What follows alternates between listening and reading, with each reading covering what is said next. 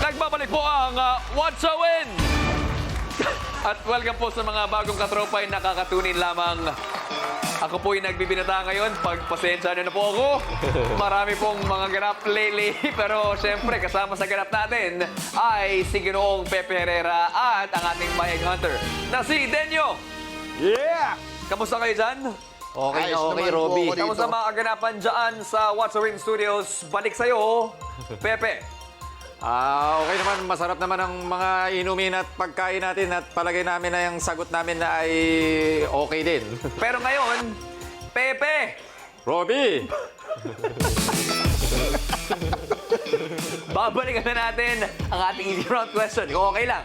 Okay na okay, Robby. Okay na okay. Ang tanong ay, ano nga bang design ng box na nasa ilalim ng Arinola? Ang choices natin, polka dot, stripes, and floral. Ang correct answer ay mamulaktak. Diba? Floral. Kapag tamang sagot mo, additional 300 pesos para sa ating Winnie Jackpot Prize. At para sa mga katropay, malaking bagay yan. Lalong-lalo na para sa ating Payag Hunter. Alamin na natin.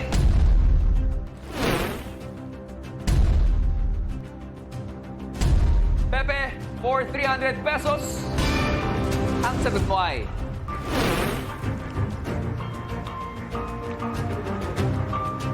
Mali!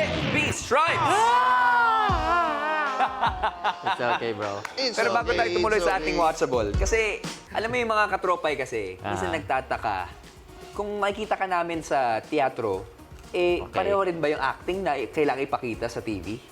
Depende rin sa laki ng stage sa teatro eh. Pagka maliit lang yung stage, siguro kasi laki nitong stage natin ngayon, pwedeng hindi ganun kalaki yung acting. Okay? Kung mas malaki yung theater, mas malaki rin yung movement ng buong katawan mo umaarte. Kumbaga. Para makita. Sige, pwedeng pakonting paandar lang dyan. O kunwari, pag magugulat ka, pag sa TV, ganun lang. Okay. Pagka sa teatro, Galing ha? depende sa laki ng stage. Yan. O, palapakan natin lahat ng mga theater peeps, lalong-lalo na, nagiging malaki lalo yung eksena ng teatro sa Pilipinas. No? Yes. Yes. Oo, lalo na ngayon. Oo, magaling, magaling. Saludo Lord. kami. Siyempre, pag teatro ka, lalong-lalo na pag musical, kailangan na maganda yung boses mo. Paano Okay. ba kayo naghahanda? Okay. Ang isa sa pinaka-basic na tinuro sa amin, sa eskwelahan tsaka sa mga theater productions, kailangan ma-relax muna yung lalamunan mo. Relax. Yung throat mo. Di ba pag mga bata tayo, mahilig tayo maganto? So yung pamparelax ng throat na ganon, sasabayan mo ngayon ng tono para bumukas na rin yung boses mo. So dual purpose siya. Marerelax na yung throat mo, bubukas pa yung boses mo. So lalagyan natin ng tono para...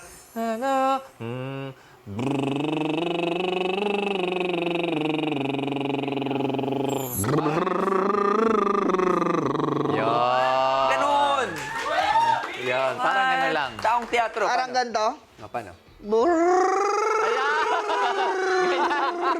Ano nangyari sa'yo? Ay, nako. Palapakan natin si Denyo. Ngayon, magpapatuloy tayo, ha? Diretso natin, nakakatakot ka naman. Parang dapat kasama ka sa kakatakyut. Tingnan natin kung iyan ang magiging susunod na watchable natin for our medium round, the watchable reveal. Ang susunod na watchable ay... Kwentong Barbero win, Mark Logan! Sa watchable na ito, kailangan alamin kung ano ang kwentong barbero o yung detalye sa kwento na hindi nagtugma doon sa narration natin. Wow. Okay? Kaya, talasan ng mata at tenga dahil baka ang marinig mong kwento ay kwentong barbero lamang. Okay. Okay? Kapag nasagot mo ng tama, ang ibibigay naming katanungan sa'yo, madadagdagan ang ating weekly jackpot prize ng 700 pesos! Woo! At sa round na ito, mas malaki na ang ating pay-premyo dahil tatlo sa inyo, mga katropay, ang maaaring mag-uwi ng 1,000 pesos! Na-excite ako para sa ating kwentong barbero, kaya ito na ang medium round. Let's watch with galing!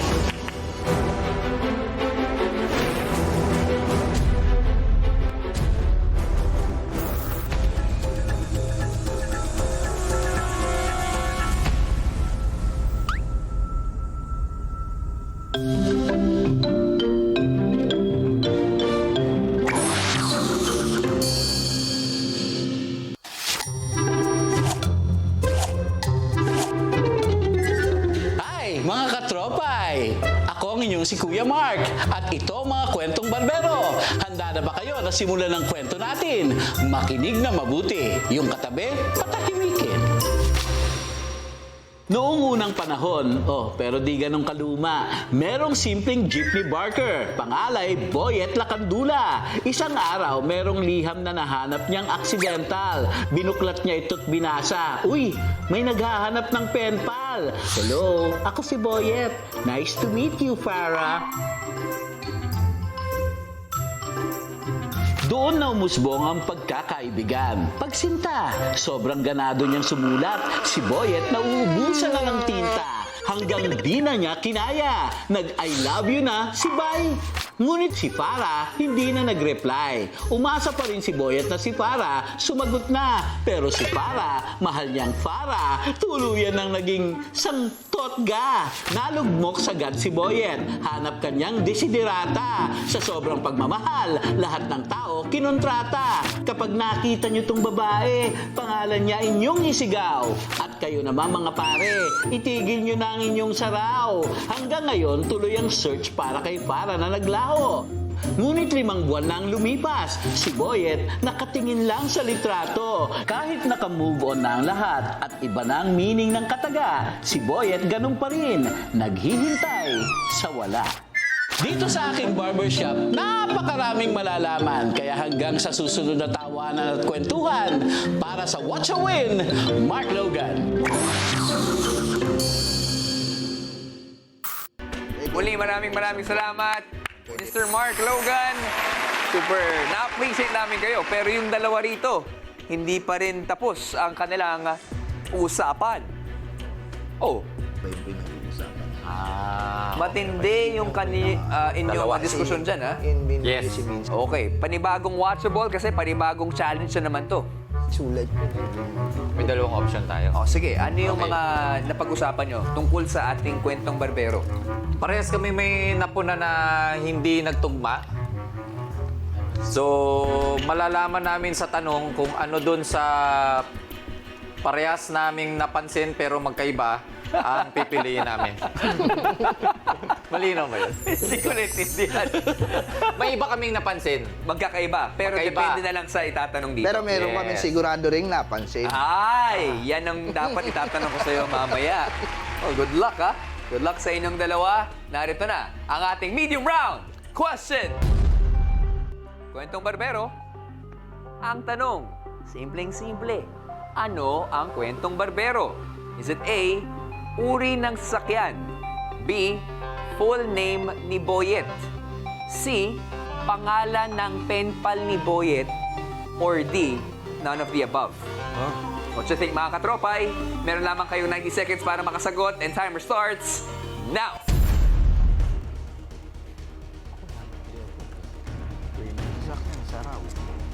Si Boyet na sobrang daming racket. Tama naman yun. Ultimo mali-maling picks dumadaan. Mga katropa, pindutin na ang sagot sa inyong mga devices at huwag pong kalimutang mag-refresh ng browsers para siguradong pasok ang inyong boto. Again, babalikan natin ang choices natin, ha? A, uri ng sasakyan. B, full name ni Boyet. C, pangalan ng penpal ni Boyet. Or D, none of the above. Spelling ng pangalan ng penpal. Diba? Farah. Para, baka mamaya. Naririnig ko. May sinasambit silang pangalan na Farah. And reminder, medium round, Farah ito sa additional 700 pesos. Pero meron siya. Pero puro sure meron. Pepe, panahon na para ikasa ang inyong kasagutan. Handaan mo, final answer ay manggagaling pa rin sa'yo. Tama. Sarap na sarap kayo sa popcorn talaga, no? Malat-talat eh. Oh, sarap talaga yan. Alright. Kasado ka na ba? Kasado ko na to. Kasado na! Kasado na. Meron na lamang tayong last. 7, 6, 5, 4, 3, 2, and 1. Time is up.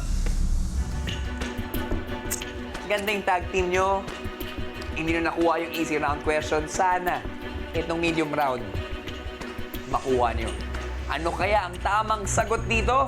Mga katropay, let's rewatch. Yan na.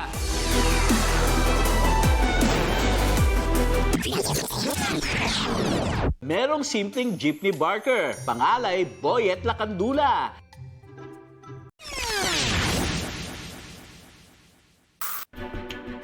Boyet Lakandula, Boyet Lakandiwa. Ang tamang sagot ay B, full name ni Boyet. Congratulations sa tatlong Watcher winners na nanalo na ng 1,000 pesos! Abangan po mamaya ang announcement na mapipili po na ating randomizer, pero tama rin kaya ang sagot ni Pepe? Magkakaroon nga ba ng additional 700 pesos para sa ating Mickey Jackpot Prize? Malalaman po natin yan sa pagbabalik ng Watch a Win!